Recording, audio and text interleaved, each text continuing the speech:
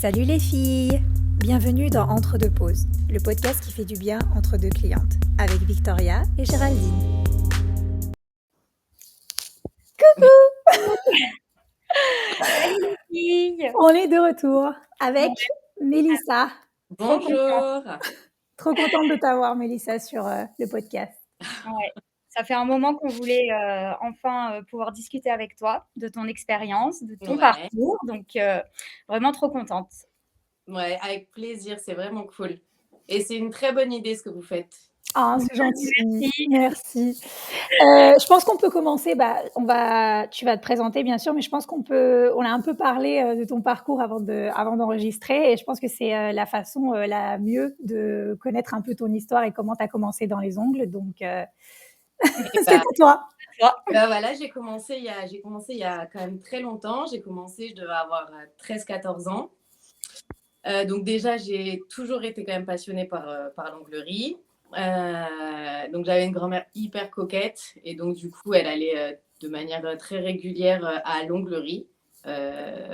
Donc je pense que c'était la première vraie chaîne pour les ongles.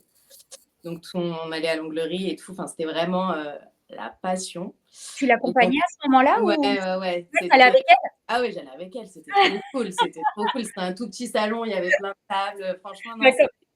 Oui. c'était vraiment chouette. Et donc, elle faisait la résine et le même rouge tout le temps. Voilà. On connaît. Toutes les grand-mères, je pense. Avant, Toutes les grand-mères. rouge, toute ma vie, j'ai vu ma grand-mère avec les mêmes mains, la même couleur, voilà. Et donc, l'onglerie, ça a commencé vraiment à me passionner à ce moment-là.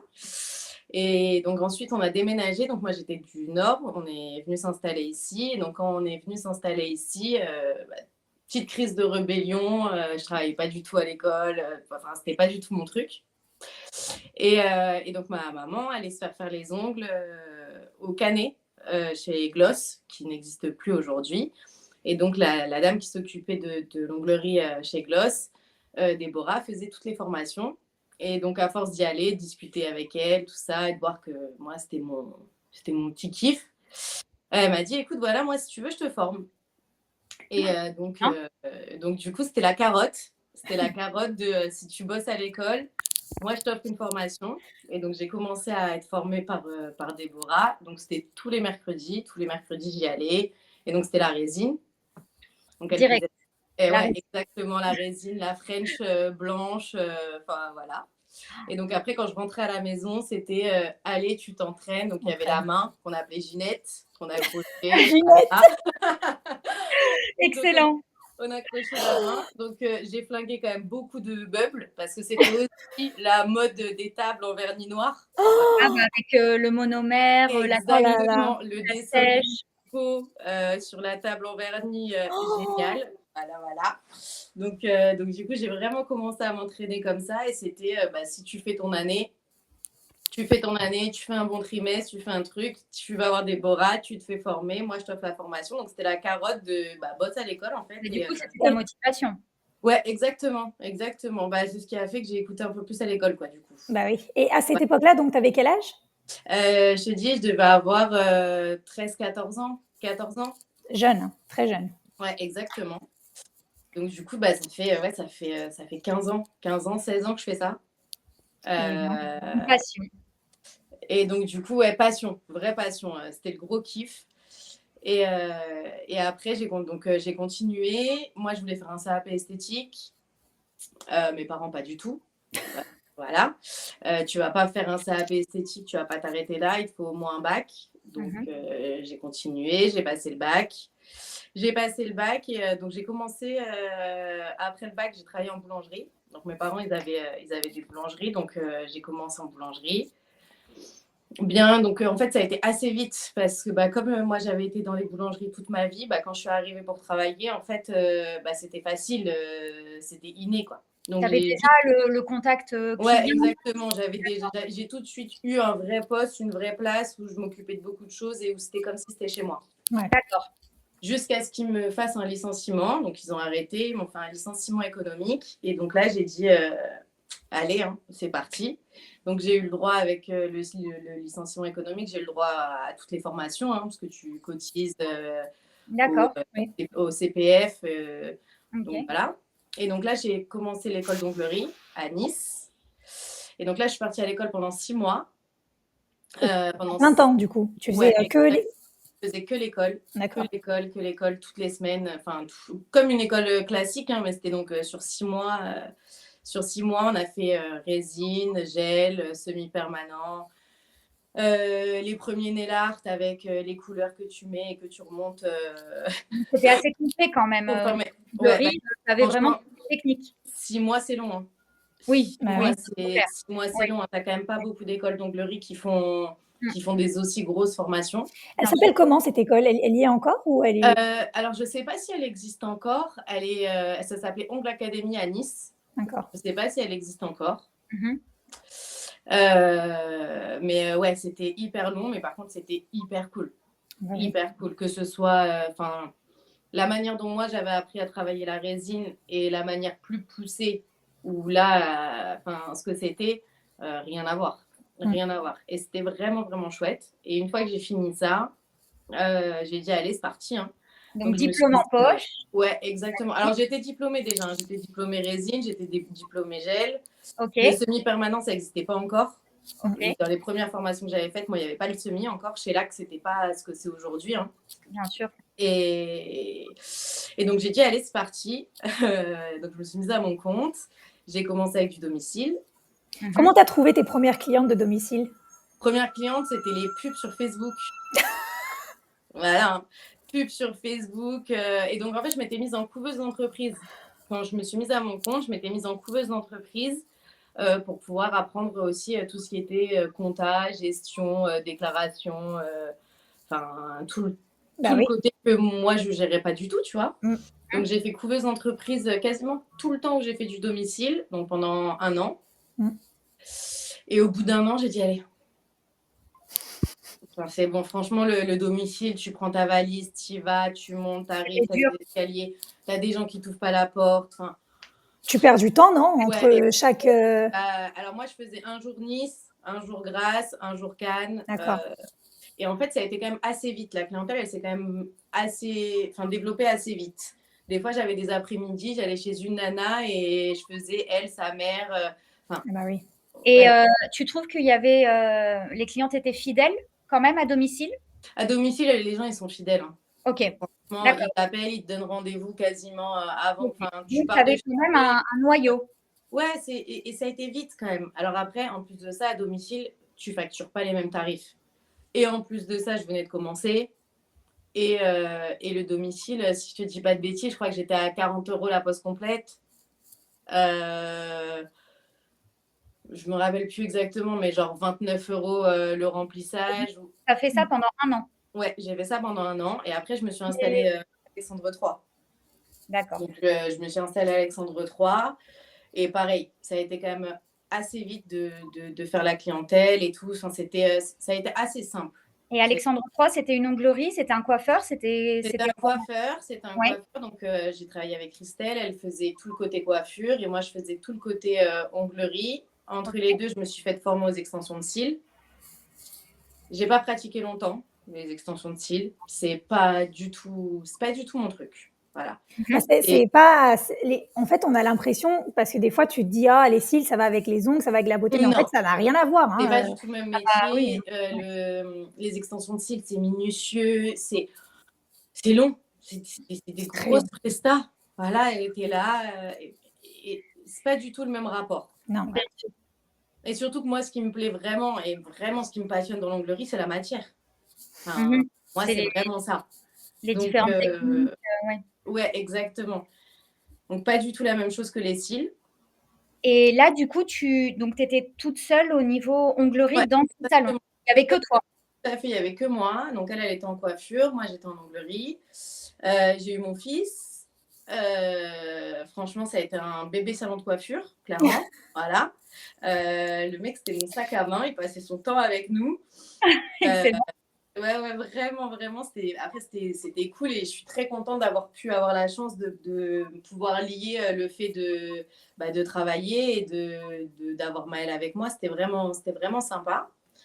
Après, j'ai eu les jumeaux et quand j'ai eu les jumeaux, là, j'ai dit, c'est bon. Enfin, c'est plus possible le fait d'être indépendant, tu travailles tout le temps. Donc là, tu as commencé un petit peu à te Ouais, dire, là, il faut j'ai que je commencé sois à plus loin que d'être à mon compte dans un salon ouais, toute seule, en ouais, fait. j'avais plus envie de la même chose. Ok. Et donc là, j'ai commencé à me poser, à réfléchir un peu à. Et à ce moment-là, tu avais tes clientes à toi aussi, tu avais des Ouais, clientes fidèles. exactement, j'avais ma clientèle. Et j'ai commencé à me dire, bon, allez, on va s'installer. Hein. Ça y est, c'est parti. Et puis, bah, comme il y a quand même beaucoup d'ongleries, il y a quand même beaucoup de concurrence, il y a quand même beaucoup de gens et que moi, j'ai un peu du mal avec ce truc de concurrence. Par exemple, quand tu vois des rues comme la rue Le Cerf, où tu Ouais. as 5-6 ongleries côte à côte, tu vois, la cliente qui rentre chez toi aujourd'hui, c'est peut-être celle qui va à côté demain. Et moi, j'ai un peu de Ouais. mal avec ça. Et Il y a, donc, il y a une présence très forte, oui, au niveau de l'esthétique. ouais, L'onglerie, on est quand même sur Cannes, donc c'est vrai qu'il faut le exactement. rappeler, c'est quand même une ville où C'est de... quelque chose. Enfin, moi je suis pas très à l'aise avec ça. C'est pas mon truc de m'installer à côté de quelqu'un qui est déjà en Ouais. train de faire la même chose que moi. Mm. Donc, en fait, moi, quand j'ai cherché le salon, j'ai cherché sur 2 rues. Voilà. Marché Fortville, il n'y avait personne qui faisait les ongles. Donc, à Cannes, personne, il n'y avait pas d'onglerie, il n'y avait rien. Donc, moi, c'était la rue d'un côté du marché et la rue de l'autre côté. C'était D'accord. pas. Tu avais vraiment un périmètre vraiment Exact, ciblé, et du coup, exactement. c'est là où je veux être. Exactement, c'était là où je voulais être. Et donc, bah là, j'ai visité un local, sauf que moi, je cherchais 30 mètres carrés. Ah oui. Et j'ai visité un local qui en fait 140. Et là, en allant, tu t'es pas dit, Pourquoi pas? ouais, tu t'es dit, je vais voir ce que ça peut donner, en fait. Et Hein, il n'y avait rien. Il n'y avait pas d'eau, il n'y avait pas. il y avait Enfin, tout à faire. elle n'était pas aux normes. Et va savoir, hein, je sais pas, j'ai dû avoir un moment de folie à ce moment-là, je pense. J'ai dit, vas-y, en fait, c'est là que je veux m'installer. T'aimes Voilà. les challenges, toi. Hein, Ouais, un C'est peu. exactement ce que j'allais dire. Je pense que tu as le goût du challenge et du coup, voilà, tu te dis, il n'y a pas d'obstacle, c'est pas possible, non, on va y arriver. Tu as On va vraiment y cette arriver, ça envie, va le faire. Après, c'est le mindset de la chef d'entreprise. Hein. Donc, Ouais, et c'est. c'était chouette. C'était. Enfin là, tu te dis, allez, vas-y, j'y vais. Et à ce moment-là, du coup, au moment où j'ai visité le local, quand je suis sortie d'ici, je me suis dit, on va pas faire que de l'onglerie. Voilà, on va créer ah vraiment oui, un donc ça, lieu. t'es même pas réfléchi à la base. En Ah fait, c'est non, le pas du local qui t'a fait donner, enfin, qui t'a donné cette idée de faire, du coup, des services en plus. Exactement. Ok. Exactement. Et donc, je suis sortie de la visite. J'avais rendez-vous avec Mounia, une coiffeuse avec laquelle j'avais travaillé pour faire les mèches. Et donc, j'arrive chez elle et tout. On commence à discuter. Et là, elle me dit, bon, alors, toi, tu t'installes et tout. Je lui dis oui. Je lui dis, tu sais, l'espace, il est vachement grand. Elle me dit, vas-y, c'est bon, je te suis. Trop fort, Donc, voilà pourquoi j'ai mis de la coiffure. trop Voilà. bien. Sympa. Donc, du coup, en fait, c'est parti comme ça, coiffure, esthétique, onglerie. Donc, l'onglerie prime toujours quand même sur tout le reste, parce que bah, Mhm. l'onglerie reste mon métier, c'était là où j'avais la clientèle, hein, clairement. Mm. Et donc, on a dit, vas-y, c'est parti. Donc, j'ai commencé à recevoir les artisans pour pouvoir faire les travaux, tout imaginer. Enfin, moi, j'ai passé des nuits dans le salon.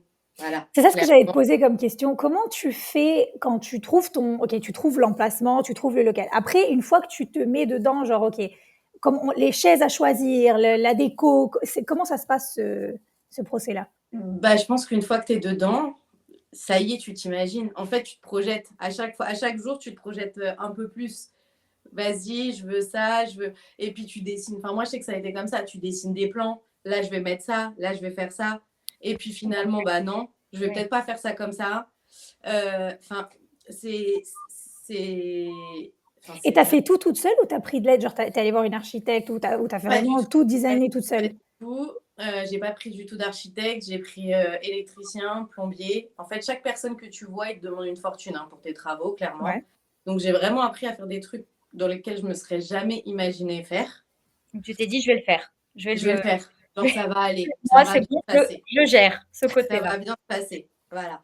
Après, Géraldine, on se connaît depuis quand même assez longtemps. Je pense que tu te rappelles. Ah bah, je me rappelle, hein, très bien. Alors, tu t'es spécialisée dans la peinture, dans la pose de meubles, montage de meubles, accrocher des étagères, connecter, je crois, des spas aussi. Ouais. Il y a quand même eu un soir où Géraldine et son mari étaient descendus pour aller manger au resto. Ils sont remontés. J'étais toujours au salon. Oui, je me rappelle. Et Max a fini à enduire le tour de la porte des toilettes parce que c'était pas et fini. Moi, je mets en place les bijoux. Franchement, c'était lunaire. Clairement, c'était lunaire. Mais non, c'était génial. Et donc, c'est pour ça, j'ai quand même de très bons souvenirs. J'ai quand même de très bons souvenirs de toute cette phase de travaux. C'est hyper enrichissant. Et est-ce que tu as été confrontée au niveau administratif ou papier à des choses vraiment où tu t'y attendais pas, où tu voyais que c'était vraiment compliqué, ou ça a été dans l'ensemble, tu trouves que ça a été facile, la création d'entreprise, toute cette Non, partie? la création d'entreprise, je trouve que c'est quelque chose qui a été quand même très facile. Non, tout ça, ça a été très facile. La création, enfin, tout s'est très bien mis en place et toute cette partie-là, c'est vraiment aujourd'hui ce que je trouve même le plus facile. Parce D'accord. qu'en fait, tu découvres seulement les choses au fur et à mesure du temps. Bah oui. Tu vois, les surprises administratives, tu les as que en avançant dans le temps. Quand un jour, tu es au salon et puis tu as quelqu'un qui passe et qui te dit: «Bonjour, en fait, moi, je suis la SACEM, donc là, vous diffusez de la musique, donc là, vous avez autant de chaises dans votre local, donc ça vous coûte autant». OK, donc Et en soi, la première partie, donc la mise en place et la création, que des bons souvenirs, pas de ouais. négatif. Non, non, non, ça a été quand même assez fluide. C'était assez, même pour les travaux, tout ça, j'ai pas eu de vraies galères, tu vois? On te dit quand tu fais des travaux, il y a toujours des choses qui vont pas. Des mauvaises surprises ou quoi? Ouais, moi, j'ai pas eu tout ça. Tout a été quand même vraiment fluide. OK. Bon, bah, déjà ça, c'est un bon point, c'est encourageant pour les filles qui nous écoutent et qui ont au fond d'elles une petite envie de, voilà, de se mettre à leur compte ou de créer vraiment, un salon pour elles. Ouais, non, c'est un beau projet, c'est quelque chose de très sympa à faire. Ça a duré combien de temps du moment où tu as commencé les travaux jusqu'au moment où tu as ouvert? J'ai récupéré les clés du salon le 22 mars. Mmh. Et j'ai ouvert le 2022 ou 2021? 2022 et j'ai ouvert le 16 mai. En fait, le 16 mai, c'était ma date butoir parce que c'était le premier jour du festival de Cannes. Ah oui, donc il fallait que tu sois ouverte pour le festival. D'accord. Exactement. Et j'ai dit, enfin, peu importe, là, il faut que ce soit ouvert pour telle date. Parce que si tu loupes le festival de Cannes, tu loupes déjà le début de la saison à Cannes. Nous, c'est vraiment l'ouverture de la saison. Bien sûr. Et pour l'équipe, la mise en place de l'équipe, donc du coup, tu parlais de Mounia qui s'est mise à la coiffure avec toi. Et du coup, Exactement. tu as fait comment pour trouver du monde ou au niveau de l'esthétique aussi? J'ai mis une offre, d'emploi sur France Travail maintenant. Et donc, j'ai vu plusieurs esthéticiennes. Et très souvent, c'était des profils qui ne me ressemblaient pas. C'était vraiment un peu c'est moche à dire, hein, mais l'esthéticienne. D'accord. Un peu trop fille, un peu trop. Enfin. Ouais, il y avait quelque chose qui Il y avait quelque chose qui me ressemblait pas. Il y avait quelque chose qui me ressemblait pas là-dedans. Et donc ensuite, je suis tombée sur une esthéticienne qui a commencé avec nous et ça s'est quand même plutôt bien enchaîné à ce moment-là. Il y a un moment où tu t'es dit, ah, c'est dur en fin de compte le recrutement, c'est pas si évident que ça. Oui, mais pas à ce moment-là. D'accord, ok. Pas à ce moment-là. Au moment de l'ouverture, créer l'équipe, ça a été plutôt cool. Après, j'ai pris une apprentie. Enfin, non, à ce moment-là, vraiment, ça a été quand même ma première année d'activité. J'étais vraiment très contente. C'était D'accord. très bien. Ça a vite marché, on a eu vite une belle clientèle, une grosse clientèle, tout s'est développé assez vite. C'est Enfin, difficile de changer entre, je suis, voilà, prothésiste ongulaire, je suis à mon compte, indépendante et tout d'un coup de passer à être, un peu la boss, quoi. ouais, c'est difficile. C'est difficile, mais pareil, tu vois, pour moi, ça a pas été quelque chose que j'ai compris tout de suite. Au début, bah, comme tu travailles, autant que tes filles, dans le salon, Mmh. bah, en fait, tu es la boss parce que quand tu rentres chez toi le soir, bah, tu as tes papiers à faire. Mmh. Fallait compter. Quand tu dois prendre une décision, bah, tu es toute seule à prendre ta décision. C'est toi qui dois Mais par contre, bah, en fait, tu es quasiment leur collègue de travail Ouais. parce que, bah, tu bosses autant qu'elles. Tu bosses autant qu'elles, voire plus, hein. Tu es là le matin, avant tout le monde, tu fermes le salon après tout le monde. Donc le lien, il est quand même Ouais, très c'est proche. ouais et tu trouves que c'est bien justement pour l'ambiance du salon d'avoir ce lien, vraiment, égal et proche ou même vaut mieux statut, tout le monde au même niveau, vraiment? Alors vraiment, vraiment, en étant très honnête, aujourd'hui, je le pense plus D'accord. et si je dois reconnaître une vraie erreur que j'ai faite, et pour le coup, tu vois, là, j'ai pas écouté ton papa. ouais, Voilà, et j'espère qu'il verra pas ça, du coup, parce que je lui donne entièrement raison. Hem, je pense que tu je pense que tu ne peux pas, copiner avec tes salariés. mmh, Aujourd'hui, enfin, je suis vraiment obligée d'admettre ça, c'est que tu peux pas copiner parce que je pense que personne ne peut comprendre réellement à quelle place tu es et toutes les emmerdes que toi tu peux avoir. On voit pas Non, l'envers du décor comme on dit. exactement, et donc du coup personne comprend. mmh. Toi, la pression que tu peux avoir, bah, ce que toi tu dois vraiment générer comme chiffre et que, bah, ce que tu génères comme chiffre, bah, c'est pas vraiment ce que tu gagnes, en fait. Ouais. En fait, je te pose cette Et question-là justement parce qu'au Chili, donc nous, on a les salons au Chili et il y a une, franchise qui s'est ouverte il y a pas longtemps et elle a pris donc elle a son équipe de filles qui travaillent avec elle et justement, elle est vraiment très, très proche des filles, très copine et c'est ce qu'elle voulait. Elle voulait vraiment, une ambiance de copine au salon. Sauf que le problème, c'est que l'ambiance de copine après elle appelait pour dire, «Voilà, on va pas arriver aujourd'hui ou j'arrive 2 heures tard parce qu'hier je suis sortie donc je vais arriver en retard, mais on est copines donc ça va» et donc après elle se rend compte qu'en fait, elles prennent des libertés qu'elles prendraient pas nécessairement si elles parlaient à leur boss. c'est exactement ça, c'est exactement ça, et tu vois, tout à l'heure, quand on discutait des salariés, c'est exactement ça. C'est, moi, quand recruter, quand j'ai ouvert, ça a été très bien, ça a été très facile, c'était chouette, c'était simple, et en fait, tu te rends compte qu'au plus le temps avance et au plus ce lien de copine, il te dessert plus qu'il te sert. Parce que du coup, bah, c'est pas grave de t'envoyer un texto pour te dire, «Je suis désolée, mon fils, il est malade, je viens pas», ou «C'est désolé, je vais être en retard. Je suis désolée, je vais être en retard, il y a des bouchons», ou «Je suis désolée, mon réveil, je l'ai pas entendu, je suis sortie». Et à un moment donné, en fait, enfin, tu tu plus vraiment ta place. Mmh. Tu plus vraiment ta place, et en face de toi, on comprend pas réellement, pourquoi aujourd'hui Mel, elle va s'énerver, en fait, Oui, et pourquoi pourquoi hier elle se serait pas énervée, et Donc donc ça, je pense que ça a été la plus grosse erreur que j'ai pu faire. et en là, vu qu'on est rentré dans les côtés, un peu les côtés moins roses, de l'entrepreneuriat, ouais, est-ce qu'il y a d'autres choses, en regardant aujourd'hui que tu te dis, et que tu peux je partager? ferais différemment? Oui, d'autres choses où j'aurais changé ça plutôt que de faire ça.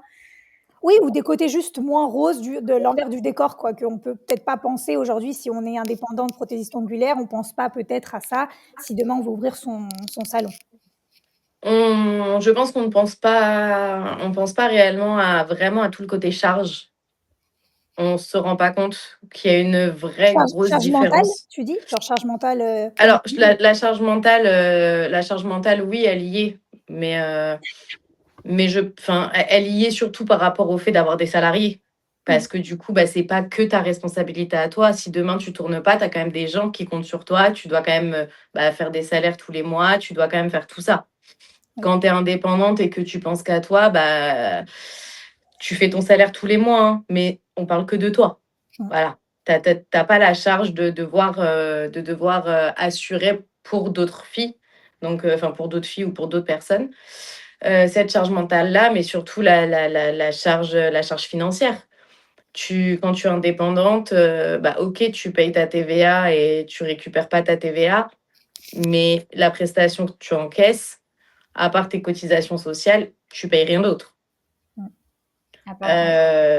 Quand tu es à ton compte et que tu es sur une société, tu rajoutes déjà ta TVA. Aujourd'hui, une entreprise facture quasiment le même prix qu'une prothésiste ongulaire indépendante. Sauf que toi, dessus, tu as tes cotisations sociales, tu déduis ta TVA, toutes les charges sont complètement différentes. Et donc ça, c'est quelque chose où je pense qu'on ne se rend pas compte tout de suite. Parce qu'on pense juste au début, vu que je vais faire plus de masse. De volume, il y aura plus de volume, il y aura plus de services, il y aura plus de clientes. Donc, en fait, ça, tu te dis, ça rentrera dans les frais. Exactement. Et sauf que, non, il y a une vraie différence. Il y a une vraie différence. Après, tu es sur un autre projet, vraiment. C'est quelque chose de très différent. J'ai aimé être à mon compte, j'ai aimé être indépendante. J'aime encore aujourd'hui le fait d'avoir créé l'atelier, hein. Vraiment, je suis très contente de l'avoir faite avec les bons côtés, avec les bons côtés comme avec les mauvais côtés. C'est une belle expérience, c'est enrichissant, c'est quelque chose de très sympa. Mais par contre, je pense qu'il faut vraiment pas minimiser la charge de travail supplémentaire, le fait que vie perso, vie pro, ça n'existe plus. Justement, c'est ce que j'allais te demander parce que tu t'as parlé de tes enfants il n'y a pas longtemps. Tu en as 3, du coup. Ouais. Comment tu fais pour gérer le chef d'entreprise plus maman Alors déjà, quand j'ai ouvert le salon, j'ai fixé les horaires par rapport à ça. Moi, je ne travaille pas le mercredi, je suis fermée le mercredi. Et puis après, j'ai de l'aide avec mes enfants. Voilà, clairement. Mais t'es chef d'entreprise et ta vie privée, ta vie perso, c'est vraiment la même chose. Moi, à la maison, mes enfants, ils me parlent donc, quoi. Voilà, clairement. Je me reconnais là-dedans, hein, je voulais te dire. Non, mais c'est trop drôle. Moi, j'ai 3 garçons. Mon fils, quand je rentre, il me dit « Pourquoi t'as pas du rouge aujourd'hui ?» Voilà. C'est trop mignon.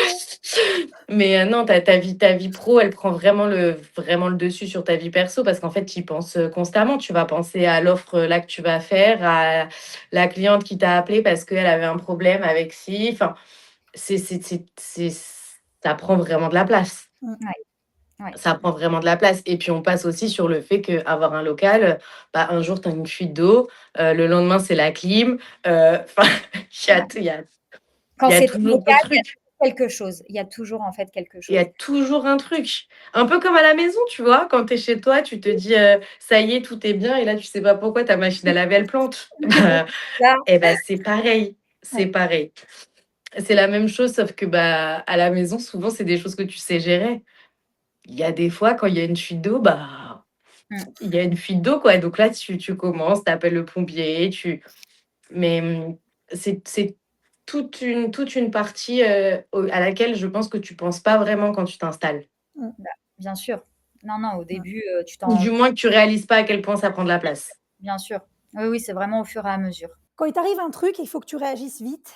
Par exemple, une fuite d'eau ou une cliente qui râle ou qui n'est pas contente. Comment tu arrives à surmonter ces choses-là quand tu n'as jamais eu affaire à ça avant? Alors moi, je pense que j'ai vraiment une chance. C'est mon caractère face à ça. C'est-à-dire que moi, rien n'est jamais grave.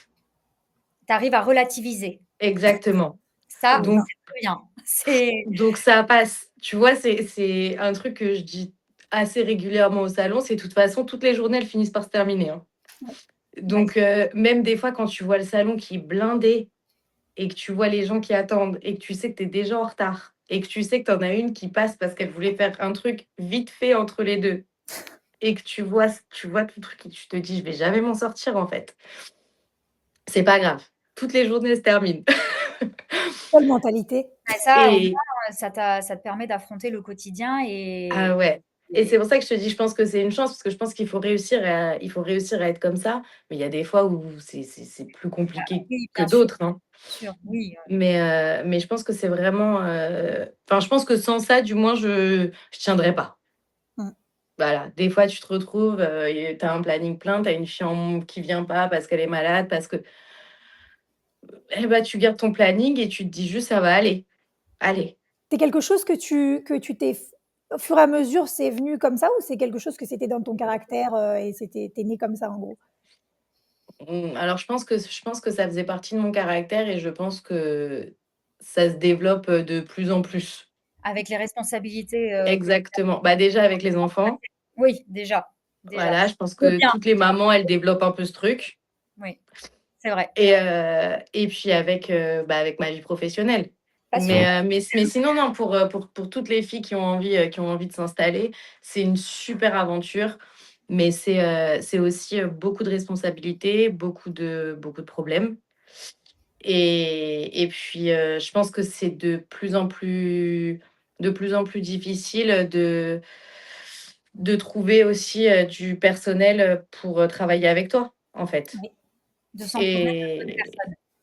ouais, exactement, et je pense que ça devient quand même très difficile et surtout dans tous nos métiers, que ce soit, les ongles, que ce soit les cils, que ce soit tout ça. Aujourd'hui, bah, le fait d'être indépendante, coûte quand même beaucoup moins cher, pour pouvoir exercer et une fille pense que, bah, c'est beaucoup plus intéressant pour elle de se mettre à son compte, de faire ça à son compte plutôt qu'être salariée, peu importe dans quel salon.